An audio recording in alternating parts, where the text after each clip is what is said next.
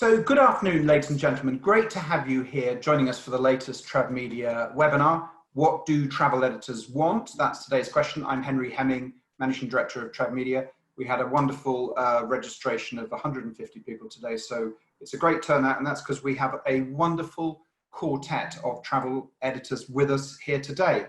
And so that they can give you a quick wave, I'm just going to introduce them straight up, and then I'll just cover off a couple of points of housekeeping and we'll get started. So our quartet of travel editors today are Laura Millar, the travel editor of Metro.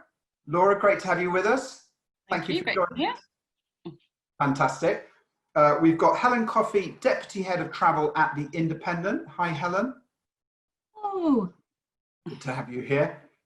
We have got Amanda Statham, contributing travel editor, Cosmopolitan and Women's Health. Hi, Amanda. Hi. And last but not least, and possibly a surprise to one or two people joining, we have got Amelia Duggan, acting deputy editor at Nat Geo Traveller. Amelia, lovely to have you here. And just to explain, early on in this process, we had Pat Riddell, the editor of National Geographic Traveller, joining us, but he's had a family emergency, so he's had to drop out, and Amelia has very kindly agreed to take his place with us today. So thank you, Amelia. That was much appreciated. My pleasure. We've had a little bit of a gap. We've had a month off. I've been up swimming with seals and photographing red squirrels and fighting midges in Scotland, but I've come back rejuvenated and delighted to get these sessions going again. And this really is a great lineup with which to start the autumn series. There will be many more in this this whole channel, and we'll also have some other different types of webinars, and of course our socials that I hope you join, the Trav Media quizzes, and plenty more besides. If you've got people you want to put forward for webinars and ideas, just contact me. It'd be great to hear from you. So today, I hope there's a kind of timeless element to today's webinar of, you know, what do our panelists' pages cover? What's their market? How do they work with you, our audience of travel PR professionals? But of course, we'll be looking at what they can cover at the moment, how life is beginning to relax, we hope, how they're beginning to actually travel again as travel editors, which is great, some great stories there today. If you've got questions for our panelists, please do get to work on them now. Place them through the Q&A channel on Zoom. Zoom will tell us your name, but if you could put your company name in your question as well, that would be great.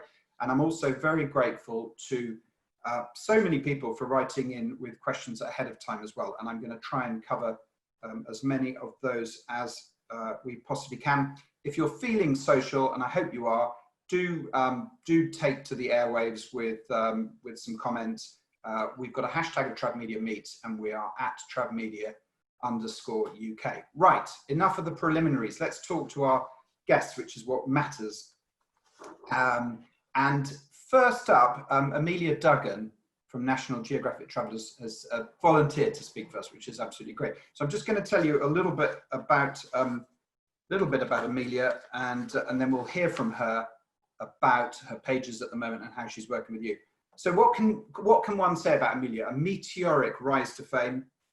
She's been in-house editor and writer for National Geographic Traveller since 2015. She took 2 years to travel and freelance between 2017 and 2019, and managed to visit 20 countries in that time. She returned in November of last year as acting deputy editor, and she commissions across print and online.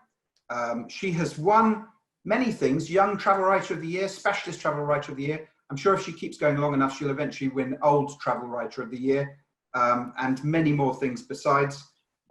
She intended in lockdown to learn Arabic and run 10Ks, but she told me she's only perfected the 10S, which is the 10-second dash from bedroom to kitchen in the morning for that first coffee.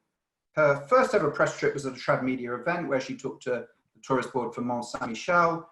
That was a nice thing to hear, and she's gone on from there. During lockdown, she's visited Norfolk and Suffolk, but is hoping soon to visit Lebanon, Namibia and Georgia. So Amelia has Georgia on her mind. Amelia, thank you for joining us today. What can you tell the audience about National Geographic's pages at all times and at this time? Right, well, like you said, I only joined in November as a senior editor, although I am quite familiar with the magazine, so I have prepared some comments because I didn't want to miss anything. You said to concentrate on positives where I could, so I'm trying to do that. It's fine, we're doing well, it's not been easy.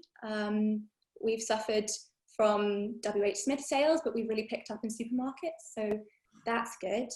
Full team are back from furlough. We are continuing to combine issues. So at the end of this year, we'll have produced 7 rather than our usual 10. But we are projecting back to usual for 2021, which is good. So in April, during lockdown, we launched our Stay Inspired online campaign, producing a lot of original content for our website during lockdown, which we're still doing now. And we found our readers really liked interviews. So local voices is something we do really well and that people come to us for. So we launched a series called From My City to Yours, and some tourism boards volunteered great interviewees. So we had Danish chef, sort of founder from Noma, Motown singer from Detroit, and we're still running that series today. We also expanded our Meet the Adventurer series to include a much more diverse array of adventurers. And year over year, we're up 36% on page views and 41% on users. So yeah, great news from the online side of things for us. For print, we are lining up a bit more domestic content than usual, but we're still very global in our offering. And I don't know if you've managed to get copies, but I'm really proud of what we've managed to produce in really trying times. Each issue has been a real love letter to travel. And we have found that our readers are still really engaged and they do want to travel. So during lockdown, we gained around 10,000 new Instagram followers, and we picked up thousands of new subscribers organically. And when Lonely Planet sadly went under, because of the similarities between our brands in some ways, we made a deal by which their subscribers carried on with our magazine. So that brings us to just over 30,000 subscribers, which makes us now the UK's #1 travel magazine by subscriptions. Our competitions are doing better than ever. We've got unprecedented numbers of entries. If you partner with us on that, we're able to share opt-in data. And we've translated our Travel Geeks panel events to online. So they're now sort of Zoom sessions, a bit like this one, and they're free to join. And we partner with tourism boards. And the next one is on the 17th. It's with the Spanish Tourism Board, and we're talking about Valencia and paella ahead of World Paella Day with some great chefs and experts. So how we work. So typically going for one-on-one coffees or drinking warm white wine together at industry events. It's always been a really important pillar of how I work, building relationships with people, because I find that a conversation can be worth a dozen emails. So if I have a sense that you really get what I'm looking for, and I know what your client can offer, everything's just going to be so much smoother. And if you write to me personally and it's a tailored pitch and it's based on something we've discussed, I'll always open that email and get back to you. But that said, I can't meet everyone. And as a policy in the office, when there is an office, we don't take phone calls. We just find it too disruptive for working rhythms. But I personally love meeting PRs who have brands and destinations that really align with ours at NGT. And I suppose this is all really just about matchmaking in some ways in our industry. I've really enjoyed recently some of the virtual press days that have been put on. I found them really, really helpful and informative. And usually someone in the office, someone on our team will sit in and then circulate notes.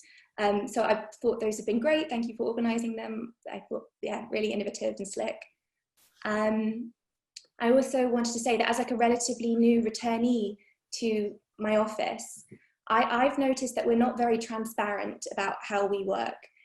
We don't give out a forward features list or a clear schedule of events or supplements. We never really do public call outs to PRs or writers, and we don't share our lead times very openly. Yeah, so we don't make it easy. And it's not always perhaps that clear who to contact because we have quite a decentralized and commissioning staff and there's a lot of us. But we are a tight-knit team, and we will always forward your email or get you to the right person. And I wanted to say that if you get to know the brand and get to know us and start to spot the ways in print that we can promote people, places, things, it should become clearer how we can work together. So grab an issue, or better yet, a subscription, and try to get a feel for our readership and perhaps the niche we're trying to occupy in the market. And then last section, I'm almost done. I've put together, here's a very quick guide to what we need regularly and at the moment. Sorry, that's the doorbell. Great timing. Great timing. So month on month, we're always looking for new tours, new openings. We really fetishize the new in our magazine. We have these newsy pages up front, not a lot of them, but that's a great place for any openings or, yeah, like I said, new tours that you've got. And we need sponsors for our competitions. We need clothing and gadgets for our kit list, and spokespeople for our Ask the Expert section. Keep an eye on our sort of yearly calendar, which we of course don't share. We publish our Big Sleep Awards for new hotels every autumn. So that just came out in our September-October issue. And we're sort of celebrating the best new hotels from the last sort of 12, 16 months. So pop your clients in front of us about 3-4 months ahead of that, usually. At the end of the year, we always publish our cool list, which is the best destinations for the year ahead. And we always want a hook for those destinations. So new routes, anniversaries, ideally a few things that really make it a place to watch in 2021. And we're putting that together now. If you have any suggestions you want to send our way. Normally, we also have our reader awards, which we celebrate with a big event in November time. And our reader awards, we sort of curate a short list of the best travel experiences and destinations, etc. And we put them in front of our readers to vote on around summertime. So yes, that's, if you want to inform us of anything that's going on, yeah, you keep an eye on that schedule. We also do supplements. We do some tourist board specific ones, but we also do a cruise one every year and a winter sports one every year.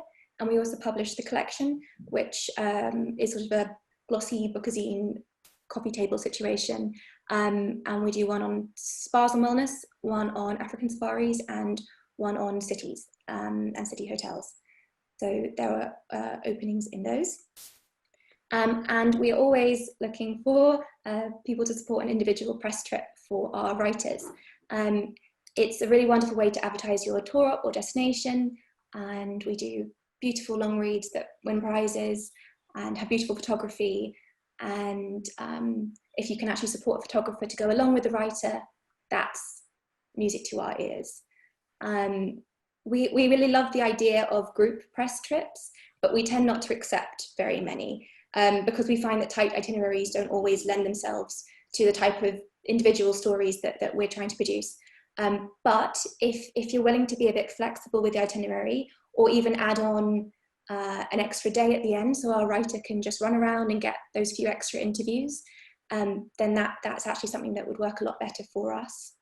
And if your destination has good imagery that you can share, or if you can recommend a local photographer that we can work with, then yes, those are magic words. And it really shows us that you've understood some of the building blocks and hurdles that we face putting together content. Okay, I'll stop there.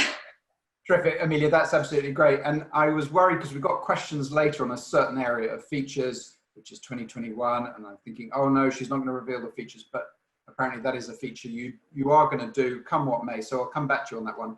But thank you for that comprehensive overview. Next up, we've got Amanda Statham, who I think I've known longer than anyone on the panel.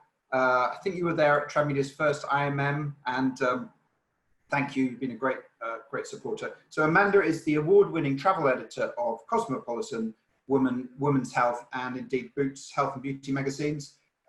She's also a regular contributor to Family Traveller, The Telegraph. She's appeared on Radio 4, on Channel 5, Hotel Inspector.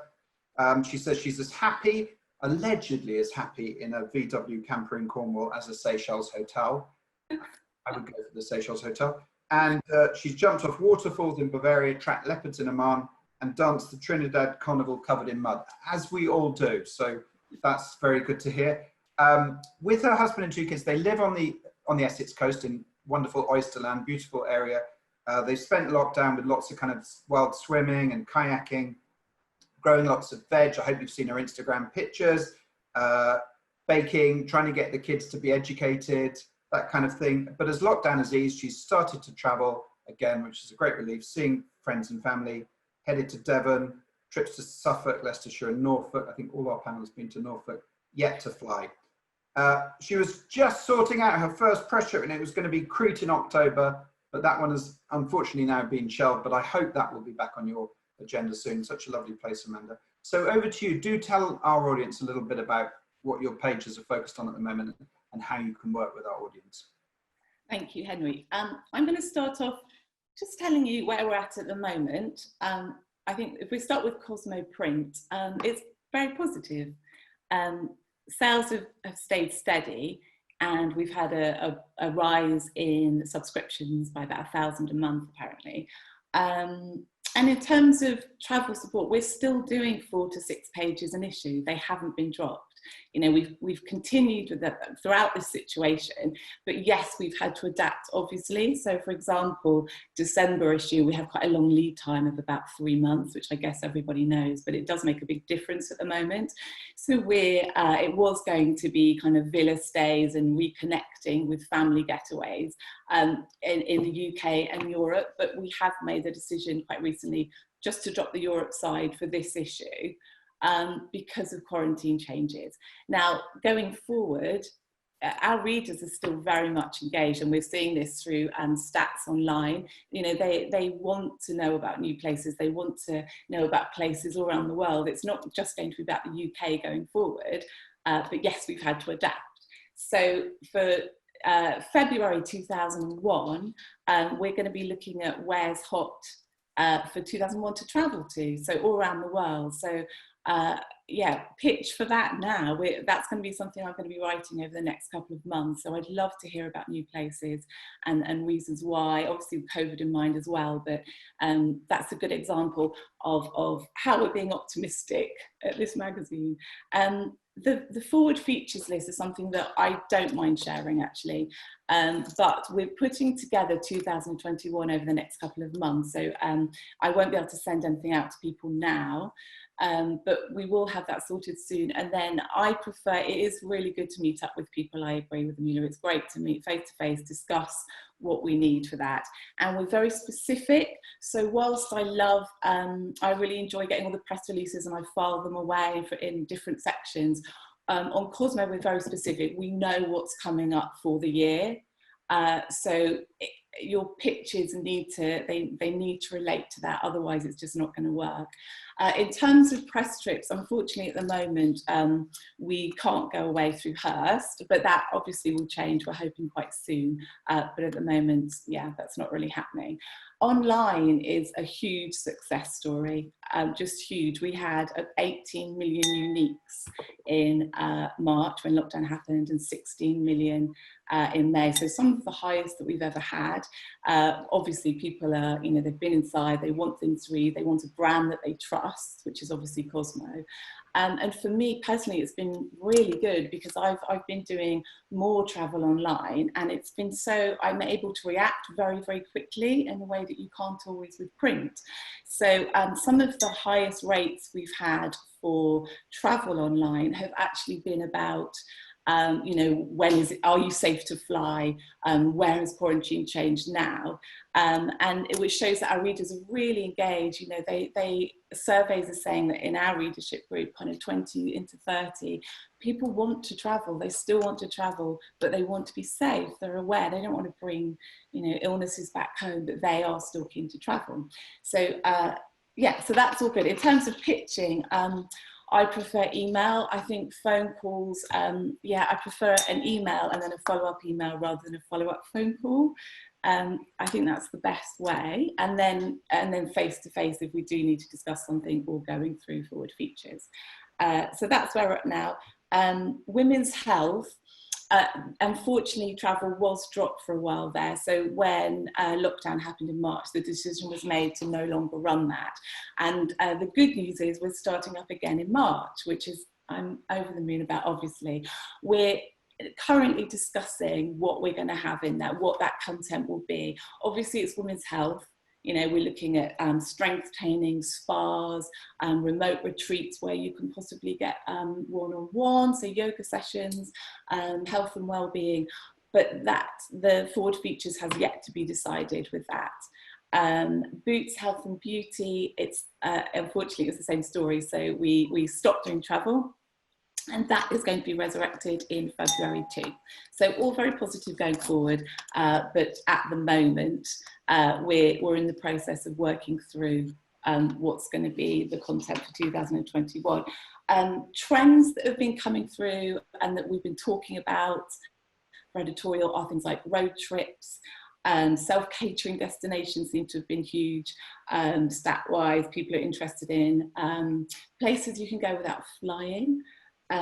But on the other side of that, we're also getting, people still want inspiration and wonder and joyous places to go. So, you know, bucket list places, I think that is going to be big. We still do want to know about these places. A slight change possibly will be lead-in prices. On Cosmo, we're discussing a kind of 250 to 300 per night cap. That does not mean that if somewhere's incredible and fits a feature that it wouldn't be featured if it was more than that. This isn't blanket, but I think we've got to bear in mind the economic situation for many people at the moment. So I think we are going to be looking at lead-in prices that are lower, and I'm sure that will be the same in women's health as well. Yeah, I think that's it for me. Thank you. Very good. Every time I heard good news there, I also heard a ding. I don't know where that came from, but it seemed to just... Was it my email? Apologies. Thank you, Amanda. That's absolutely great. And I'm very happy now to introduce Helen Coffey, the Deputy Head of Travel at The Independent. So, get my notes from Helen. So Helen has had 8 years experience in travel writing. She's previously worked at national titles, including The Telegraph, The Evening Standard and The Express.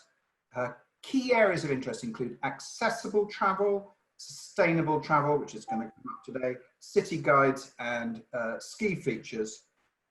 In 2020, she set herself the challenge of joining a movement I can't pronounce, so she will in a second, and not flying this year as part of the Independent's 20 Pledges for 2020 Climate Change campaign.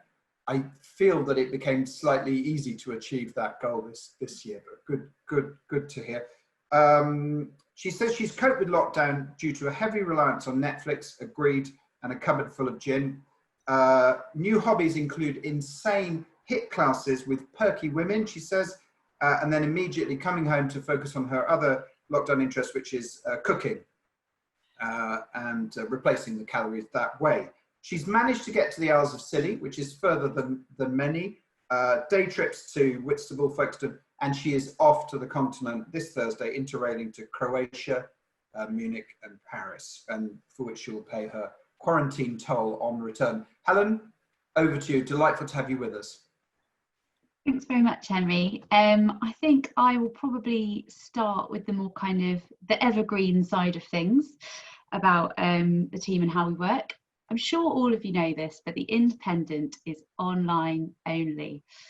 I only say that because we still get a lot of emails from PRs going, is it going in print? And the answer is always no, it doesn't exist. And it's really, I think, important to bear that in mind. I know why PRs get confused, because we used to do the Evening Standard pages. They've now taken that in-house. So that is their lifestyle editor now does those if you want the Evening Standard. And obviously we used to be heavily involved with the Eye. It's now owned by a completely different company, but they do syndicate pieces from us. So it is confusing because you will see occasionally a travel piece from me or from Simon or from someone else, and you'll think, oh, maybe they do those pages. We don't. We have no say over what goes in. So don't contact us about them. Contact Sophie Lamb. And the reason it's really important that we're online only is that we work very, very differently to print newspapers and magazines. It is not curated content. It is not, I'm having a lovely Sunday flicking through my newspaper, ready to read about whatever you would like to put in front of me, and I'm perfectly happy with that. It is competitive. You know, people are going to come to our content either from search or from social. Those really are the only two ways, unless, you know, we do obviously get people clicking through from the independent homepage if they're particularly kind of loving the news brand, they might get to us through that. But so everything that comes to us in terms of stories or features, we have to think, does it work for social or does it work for search? And if it doesn't hit one of those two, we probably can't do much with it, because obviously everything we do is based on traffic. We know exactly how many people are reading, how long they're reading for, you know, down to the tiniest detail, we are aware. So it means we have to be very, very savvy and mindful about our content. And we also have to be like that because we are an incredibly small team compared to other quality news titles. So there's the travel editor, which at the moment is Chinshi. She's acting editor doing maternity cover for Kathy Adams. There is me, and there is Simon Calder, who you might know, our roving travel correspondent, who is more often on the BBC than in the office. But that's the entire team. So if we don't get back to you about something, it's not because we're ghosting you on purpose or necessarily that we're not interested. It's just, it's so small to try and do all the stuff that we want to do. And there's good sides to that as well, because it means we have lots of autonomy about what we're interested in, but it does mean actually it's very hard for us to possibly engage with everything. Like the others have said, we also are pretty much non-phone users, I'm afraid, because we just get so many calls. It completely rips up the day. You don't get anything done. So it's strictly email. If you're not quite sure which of us to send it to, it's fine. There's only two of us, so just send it to both of us, me and Chin, and the right person will see it. Personally, I am terrible at getting back to people, and I really apologise for that, but I will always get back if it's something I'm interested in. I'll put a little flag on it, and it might be 2 weeks later, but I'll be like, oh, can you help me with this thing? So patience is really important for us. I mean, my big bugbear is someone emailing a day after the first email going, just wanted to push this to the top of your inbox, and I think, you know, give it at least a week, man. Very, you know. So in normal times, as I say, so there's normally a very strong hook that has to come with our pieces. So something new is happening, new routes, new hotels, like Amelia said, something exciting, or even if you can, you know, if you've got a brand like a new hotel or a restaurant and you think working with the tourist board, there's enough new exciting restaurants that you could pitch it as it's an up and coming foodie destination. Like, we love that kind of thing if it can be gathered together to go, oh, there's enough to suggest there's a new trend happening here, that's exciting. We also love, I'm going to try and pronounce it, but I'll be wrong as well, so the flight free travel movement, Flixscam, terrible pronunciation, but yes, I gave up flying this year, which has obviously been incredibly easy. Most of you probably did it as well, without wanting to, but that probably will carry on into next year as well. And so I personally love any pitch, for example, a press trip where they say, oh, we can do it on the train instead. Like, I love that, and that's far more likely that I will take it on because they've thought of that and they've come up with an option. Obviously that doesn't work so well for long haul travel, but you know, that's something we're focusing more and more on as a whole brand of the Independent, is sustainability and climate crisis, and how we can be involved in positively being involved in that. In terms of like our price point, I mean, we're still a quality title, but probably, you know, our readership is a bit younger than the Times or the Telegraph, say. So we like to look at what we call kind of real world luxury, which is our readers like, you know, they still want a nice bit of design, but they want it to be really good value if it's a hotel, for example. So brands like the Hoxton, Mama Shelter, Moxie, people like that are kind of our bracket. But again, it doesn't mean that we wouldn't cover anything else. It's just that's a particular sweet spot for us. We find that our readers really like. And in terms of at the moment, I'm going to just echo a lot of other people. We're doing obviously a lot of domestic UK content, which is great. It still needs to have a strong hook. It can't just be, isn't Suffolk nice? We still need to have an edge, something that's going to draw a reader in from Twitter or Facebook, for example. And I think, yeah, being ready to be really helpful at the moment and present is what I particularly look for. I'm not going to name any names, but on a trip I'm about to take, a tourist boarder got in touch and said, oh, we're organising press trips to this place if you want to come. And I was like, well, I'm already coming through. I'm going to be in this city on this day. Is there anything you can help me with? Anything you can host? And they were like, yeah, sure. Let me just get in touch with the local guys. And that was like 3 weeks ago, and they've got nothing for me. They were like, I'm sorry, it's really hard to get in touch with anyone right now, which I totally understand because it's such a crazy time. But I think like writers and editors will particularly appreciate if you can actually follow through, especially if you're offering help, if you can really follow through with that. Like we're desperate to get out and travel as much as anyone, and so if you can help facilitate that, that's really amazing right now at the moment. We are covering, European countries, but as we all know, the quarantine tango is making that increasingly difficult. There was kind of a sweet spot of about a month where we had this good list of places you could go, and we were commissioning off of that. We're still trying to do that, but it's becoming really hard because we'll commission a piece and 3 days later they're like, no, you can't have that one anymore.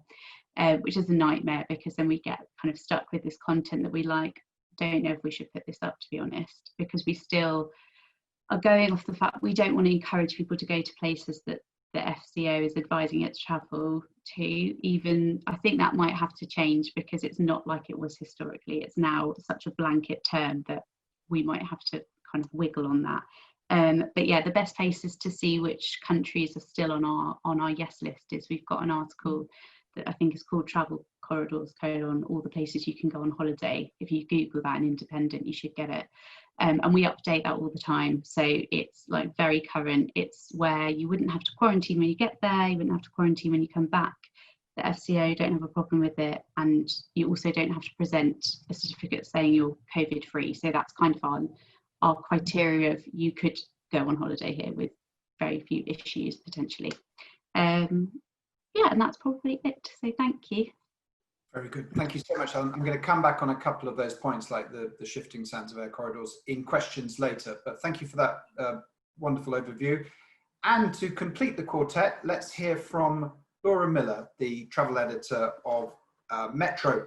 So Laura's been journalist for 20 years, took over the Metro section in 2018, ensured that it held its status as national travel tabloid travel section 4th year in a row under her leadership. She started at GQ, she's worked for Red, she's worked for Cosmo, and working as a kind of food and travel writer, she's also written for Telegraph, for The Standard, City AM, Independent, many others. Her notes on what she's got up to in lockdown were so good, I think she should be given a diary in the Metro as well. But it reads like this: I guess I cope well. I'm someone who secretly loves having evening plans cancelled so I can just stay at home and watch telly. So for the first 3 months of lockdown were absolutely fantastic. Equally, she loves restaurants, so she's delighted they're back open, and she's been to a restaurant pretty much every night since. She's done a lot of decluttering, realizes there's a lot of DIY to do, but she's going to wait for the next pandemic before actually doing the DIY. So that's just on hold, hopefully for like decades. She has started traveling again. Norfolk, I'm paid to say Norfolk on this, English Riviera, and even squeezed in a trip to Switzerland while she could. So where next, we wonder. Laura, thank you so much for joining us today, and great to have you on the panel. Thank you. Nice to see everyone, and glad that there's still an interest in travel, which is a joy. So I'll start by telling you where we were with Metro and where we're currently at. as many people might know, we were the paper with the biggest circulation in the UK, given out to many commuters, lots of whom were in London. We always had an 8 to 10 page section every week and an extra one on a Thursday. Our main section runs on Monday. And the pandemic changed all that. Now, I'm very glad that we kept printing. Our circulation run went down from 1.4 million to 400,000. But there were still brilliant people keeping the country going. So we kind of repositioned as the paper of the key worker, very much championing our NHS heroes and others. And obviously it meant that travel focus had to change and became more about inspiration. So the word virtual cropped up quite regularly, as did the word armchair. Many things you could do from your computer and your armchair were covered.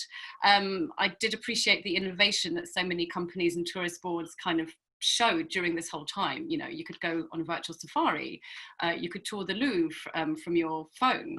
So that was actually great and kept our pages going for quite some time. We also talked to people in different countries about their favourite places to give people inspiration for when you can go back there. And then came the loosening, the temporary loosening, which I do have to say, I did kind of think, I think my job's going to get harder now. As many of you have said, the kind of off and on, green light, red light, amber light, you know, it's just proven to be such a headache. One thing that I do think will hopefully be kind of stable is, of course, travel in the UK, which everyone has rightly mentioned. So going forward, the strategy is to focus mainly on UK. If we cover Europe at all, it will be in a kind of roundup form, and only based on countries that are, as Helen said, safe to go to. You don't have to quarantine there, you don't have to quarantine when you come back. There's no pieces of paper to be shown to any officials. Yeah, that's where we're at. But I will kind of explain the slots that we have in the section so that people can maybe tailor their pitches to those. So we've got the cover feature every week, which is either a right-through first-person experience. That has to be, like everyone said, very new, very current, very interesting. Metro's aimed at a slightly younger audience. Our core readers are 25 to 35, and so quirk is a word that features highly whenever I talk about travel ideas. So for example, we've kind of had, you know, go and stand up paddleboarding with your pup. Gift of a headline, sup with pups. We've had a women only skateboard retreat in Sheffield. There's about to be an epic piece on Essex, which Amanda hopefully will read avidly, but then she's known about Essex and how great it is for years. And value, as I know Amanda mentioned, and price checks has always been very important to Metro. If I can't afford it, the reader can't afford it, and I can't afford that much. But as Helen also said, there's so many brands that are doing brilliant accommodation, brilliant tours that are actually very, you know, good on prices, keeping great design, great experiences. You don't have to break the bank to do that. So yeah, as I said, cover section, right through or a roundup. Then we've got our hot list, which is where we can slip in mentions of a more luxury kind of product, you know, whether it's a kind of 5-star hotel that's just opened somewhere, or an amazing tour. Then we have our opinion piece, which often is kind of hooked to some statistics or something newsy, which is, you know, quite good in terms of looking at things that are trends. And these are always meant to be quite amusing. So keep your tongue in your cheek if you're thinking of stats. Then we have a slot called Inside Track, which is also good at kind of putting the focus on a region or a city. At the moment, obviously, that would be UK only. So we've done Leeds, Plymouth, we're going to do Edinburgh. And that is a roundup of all the great new exciting stuff that's going to happen in the next few months ahead, whether it's new hotels opening there, new museums, galleries, festivals, socially distanced, of course, that kind of thing. We also usually have our hotel review slot, which in the UK would be the bolt hole. So we're always looking for cool, new kind of affordable hotels for that. Obviously, because of advertising constraints, we have gone down to about maybe 4 to 6 pages rather than 8 to 10. But we're hoping that will creep up, as I'm hoping will the distribution and the circulation. And in terms of FCDO advice, if they advise against it at the moment, we cannot write about it. That's always been our policy. But yes, there's going to have to maybe be some kind of weird wiggles where you can go to an island, but you can't go to a mainland. And it has, I'm sure all my other fellow travel editors would agree, been a headache and involves spreadsheets probably. So keeping one's eye on that has been part of the fun and games of this whole experience. We've also been doing a lot more consumer stuff in the lockdown period because of what I think should be referred to as a refund scandal, quite frankly. So we're always on the side of the consumer. I appreciate that travel companies are under a lot of pressure, but so are consumers who've paid up front for goods they haven't received. So, you know, we've been looking at kind of best insurance in the coronavirus age, how to get refunds, all that kind of stuff. But basically new, quirky, fun and value for money are many of my watchwords. So hope that helps. Terrific. Lots of watchwords today. I hope next year for virtual and armchair, we can read real and airline seat or cruise cabin. Brilliant. Okay, so I've got a lot of questions in advance for you all, and quite a lot mounting up on the Q&A on Zoom. Let's talk about weird wiggles. You said it, so I think that's a good place to start.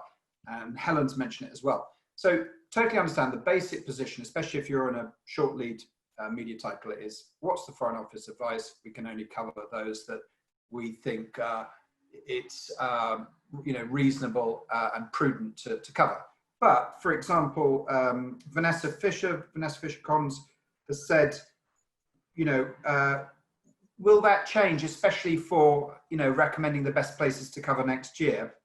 I'm going to cover that in a separate question as well. Can that change, or can you put a quarantine message attached to it and say it's currently a quarantine? Of course, this may change. Is that a waste of space? Also, Sarah Harvey at Bacall says, can our panelists begin to mention destinations with a quarantine attached? Will that change, or is it the rules? Who would like to cover that first? Maybe Amelia. Well, it was such a scramble at the beginning. We really did try to be reactive. We pulled features on China and Italy back in April, but now we're not really doing that. We do believe our readers are planning for the future, and they hopefully will keep our magazines and think towards 2021 and beyond. So call us crazy, but our next cover story is San Francisco. Yes, so that's where we're at. We are still looking long haul. Whether we can get a journalist there is another question, but yeah. Okay, that's good. Amanda, where are you on? You're on a longer lead title. Do you look at the here and now of the FCO, or do you kind of say, well, this may change in 2021? I think it's a balance at the moment. So we're adapting. So with a long lead time, we're working with what we know is concrete. But as we already discussed, I think readers want some inspiration. So we're more about positivity. It's as much about what you don't include. People are still going to want to go away next year, and none of us know what's going to happen. So, for example, the February feature I was talking about, that is Where's Hot in the World 2021. It's going to be an optimistic feature, and it's going to cover a hell of a lot. But of course, there will be UK in there as well. What we're doing so far is there can be a blob on the page that kind of covers us, but also, educates the reader about, say, the FCO site, where to look up, that quarantines may change at any time with that destination. I think we've only had a couple that hasn't worked out with, where it's been published and actually something has changed. And then online, as I was saying, you can be reactionary anyway, so that's working brilliantly. For women's health, I think for the moment, we're going to concentrate on the UK, and then we will expand out when we see what's happening.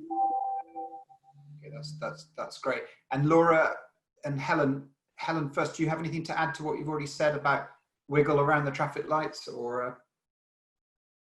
I think that's a really good point about would we start putting a sort of quarantine warning label on? It's definitely something we'd start thinking about, because I think at the moment it's just impossible otherwise, as we've all seen. The second you sort of put something up, it's not allowed anymore.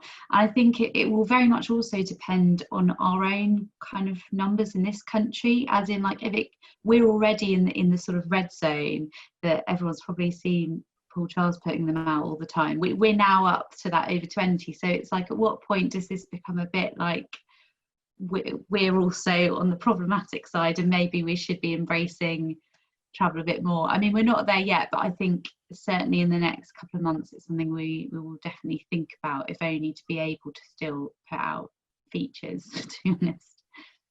Yeah, especially if we get the VAC, that would change the whole world. Maybe a related topic, short and long haul. I've got Harriet Webb at 4 Communications and Molly McDaniel, asking, will you cover long haul destinations? Let's imagine if they're currently, safe to travel to. And Molly McDaniel says, in particular, St. Lucia and Barbados and the Caribbean. Any thoughts on those destinations? Laura, maybe?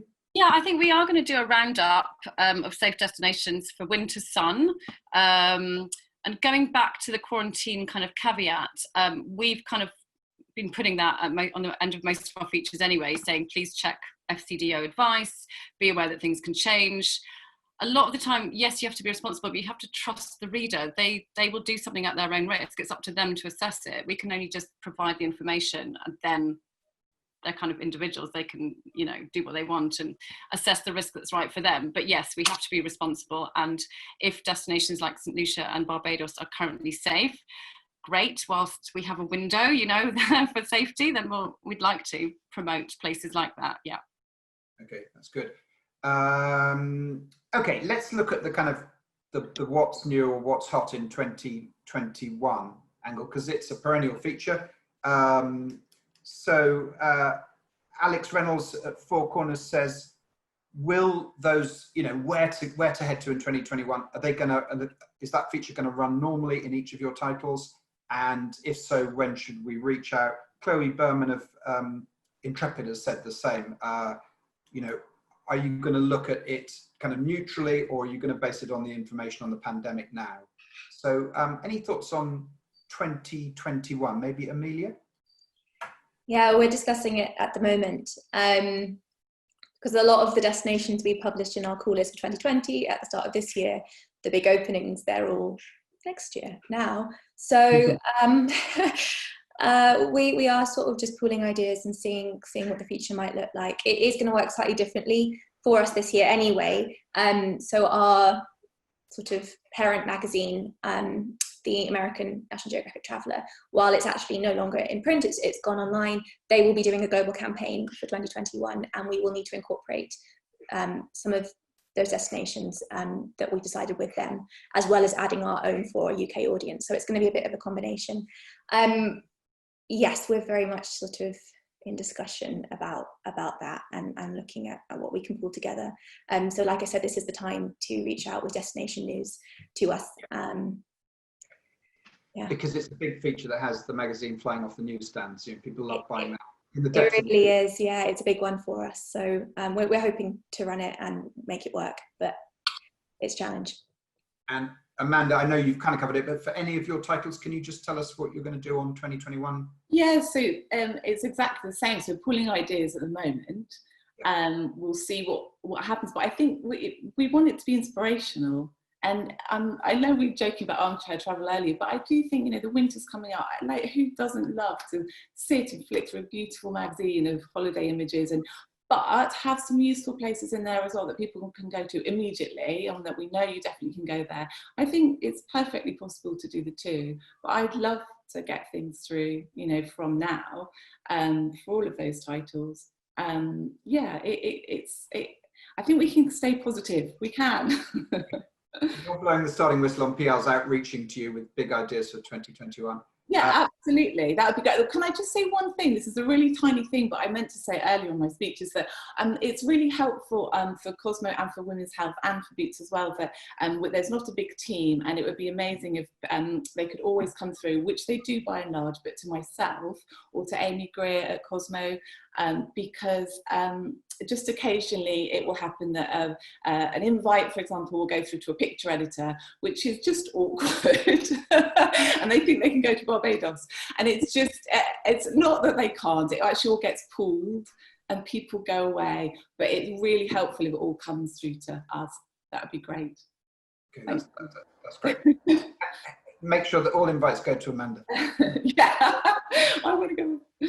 Helen, how about you and 2021? How are you going to approach that, and when will you run features on your online pages? We normally go pretty big on it, and I'm sure we will again in whatever form, but we are quite lucky in that we can leave that, we don't need a long lead time on that. We're normally prepping those pages, you know, just coming up to Christmas really. We'll be like, okay, let's bash them all out. I mean, obviously with love and attention, but it means that we won't be talking about that until, yeah, at least a couple of months, because we'll get a really much better picture of what the travel landscape looks like and how we want to approach it. So I'm thinking, yeah, don't send stuff to us about it now, wait till kind of December. Very good. And Laura? Yeah, pretty similar to what Helen said. We did our 2020 roundup. I think we ran it mid-December to kind of obviously point ahead to the year coming. So it'll be the same kind of thing. And again, we'll wait and see how the land lies in many countries, and maybe it will be a mix of you can go here now, maybe wait a few months for these ones though, but still inspiring and gorgeous, hopefully. I've got several questions, as I mentioned, on sustainability. Vicky Goodall at P1 Communications, Jane Harris from Visit Wales, Chloe Berman, Lauren Summers from Green Safaris. Do you see the kind of share of voice of sustainable or work-based or community program sustainable travel taking off in your pages next year? So will sustainable get more column inches next year? Helen, would you like to start on that one? Yeah, I'm going to say yes, I think so. This year was supposed to be a really big year for it, and we've kept it going. We've got this campaign, 20 pledges for 2020, and it was 20 independent journalists, each took a different thing. So mine was obviously not flying. We had veganism, biking to work. Again, I think he must have stopped writing that, to be honest. But yeah, it kind of, it felt like a sort of a bit of a pin was put in it because everything was up in the air. So I think we'll continue with that next year and try and build on it even further, and it's a particular passion of mine, so I really like that, gets me excited.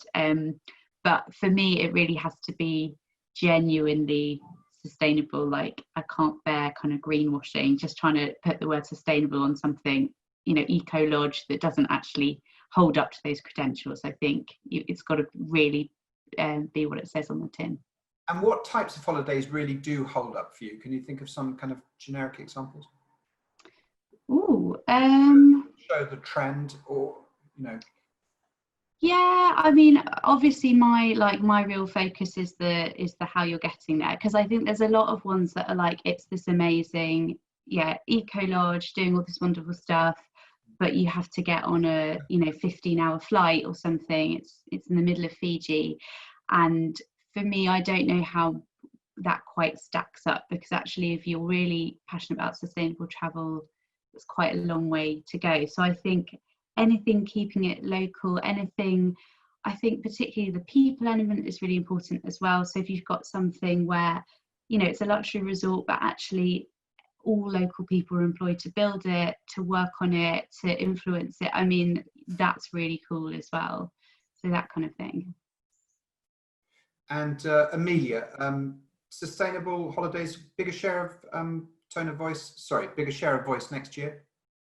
Yes, no, I think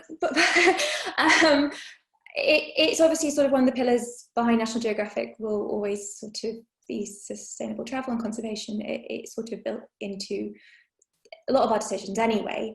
However, when it comes to flying, well, we have done no-fly cover stories, and we do a lot of domestic content, particularly at the moment. We do feel that a lot of our readers probably only take 1 or 2 holidays a year, and we don't want to dictate to them or that they shouldn't be flying at this point anyway. So I really like working with with brands that are actually their eco-credentials stand up. So if a PR gets in touch and it really is a worthy project, that really speaks to me, and it would be something I'd like to support in the magazine, and likewise community work, community projects, trips that give back. It's such a funny time for travel, not just COVID. We kind of need to prove our worth because, I don't know, travel used to just be taken for granted that travel built bridges and expanded horizons, and now there is a real question mark over yes, long haul trips in particular, and they need to be justified. And so slow travel is always something that we've championed. Really immersive travel, really getting something out of a trip, meeting locals, connecting. Throwaway weekends is sort of not what we're doing, and we do have a weekend feature in our magazine, and that is sort of under review, because yes, like I say, slow travel is we think the way forward. Okay, very good. I'm just going to plough on because we've got so many questions. Okay, press trips. I've got on Zoom Natalia Katsionis, Hunt and Gather. Are journalists willing to take long haul press trips? I've got Rob Stewart from Ski Press saying, are journalists going to be coming on European, either individual facility or group press trips this autumn? So what are your thoughts on individual and group press trips in the months ahead? And I'll ask Laura there. Largely positive, depending on how safe it is. We are going to have to expect anyone who writes for us to have solid coronavirus insurance cover. And we're going to have to expect any company taking a journalist away to also have very solid coronavirus insurance cover in case anything goes horribly wrong. Definitely short haul to a safe destination, and if they can prove that it can be done safely. Long haul, I'm not sure how many people I know are really into the idea of sitting with a mask on their face for 11 hours at the moment, and I don't know what long haul destinations really are open to people anyway. We can only go somewhere to do an interesting story, and if there's no stories that are coming out of destinations, we wouldn't go to them, basically. I know that's pretty much travel 101, but in theory, yes, depending on the place and the story. And Amanda, group trips and facilities for your teams, what are your thoughts? We're just waiting to hear back from Hearst when they can start up again. So it's about travel for the whole company. It's not just press trips. Personally, yes, I'm hoping to get away soon. I want to fly soon. I provisionally, the Crete trip fell through, as we were talking about earlier. I had a trip to Crete that obviously the quarantine was changed. There was a trip to Barbados that came through that I'm contemplating at the moment. It is a long flight in a mask, but yeah, I just want to get away. It's been a long time. I feel the need to fly, but we'll see. Can I just very quickly say something about the eco? I just feel like we were going in that way anyway, even before lockdown. I felt we've been going that way for quite a long time, not necessarily flagging that up, but through what we were covering. So, for example, cycling holidays and women's health, or wild swimming holidays and an eco lodge afterwards. So I think you can do it in that way. It doesn't have to be flagged up under the banner of that. Whether people are going to kind of give up £80 flights for £250 flights and fly less all the time when we can go back, I'm not sure. Yeah, it's very true. Some big questions to answer, as Amelia has said, worth a webinar in itself, the whole positioning of the industry. But I think for most magazines, it's still going to be about flying and then experiencing on the ground. Okay, I've got Fiona Rees at Travel Tonic just wondering about cruising. I think river cruising is now go. I mean, the cruising industry is growing enormously. Would you put cruising into your 2021 wish lists and so forth on the basis it may start up again? Maybe Laura on that one? Cruising is not big for us, I have to confess. Like I said, it's due to the age of our readers. We did do kind of cool cruise roundup last year, and we were hoping maybe to go on Virgin's millennial cruise this year, but obviously that ain't happening. But I still want to have a brunch with drag queens on. We'll make it happen. Yeah, so it's not a big kind of focus for us anyway. Very good. And Amelia, what's your positioning on cruises? We do our annual cruise supplement, so it hasn't happened this year, it won't happen this year, but we are poised for it to happen in 2021 when it's a good time. Yes, and we normally do one, maybe two sort of in the main magazine cruise features a year. And they normally have to be sort of expeditions, quite adventurous things, but the cruise supplement is the whole industry. It's not really my speciality, but yes, that is where we devote pages to that. Cool. I'm going to round up with a few questions that have come in, and just I'll put the question out and whoever wants to answer. First one, Louise Pearson says, I represent Paddy Diving globally. Any of our panelists interested in covering scuba diving in the UK or abroad? Anyone up for scuba duba? Yeah, sure. Good. Louise, you're well in there. I've got, we've covered that one. Jane Williams says, is Northern Ireland's Causeway Coast a positive destination for you? Hopefully it may be. And a final one from Claire McMahon of Skyscanner, who says, are you interested in traveller behaviour trends pieces, such as insights into destination weddings or the work from home shift, meaning travellers can actually spend a longer time abroad and take their office with them? So you're interested in those sorts of, yes, quite interesting statistics about whether people work while travelling and so forth. We've just done a piece on digital nomads, actually, what with all these properties offering kind of year-long visas like Barbados or Estonia. So yeah, we love that kind of behavioural trend, so send them my way. Yeah, that sounds very metro, very metro. Digital nomads, I should have known that. Okay. Well, look, we've run out of time, so I'll probably bring things to an end then, but I'd just like to say an enormous thank you to our panel today. You've been the best ever, to Helen Coffey, The Independent, Laura Millar, Metro, Amelia Duggan, Nat Geo Traveller, and Amanda Statham from Cosmopolitan. Thank you all for joining us. Thank you to the travel media community for tuning in, and we will see you all the next time. Thanks for coming. Thank you. Bye.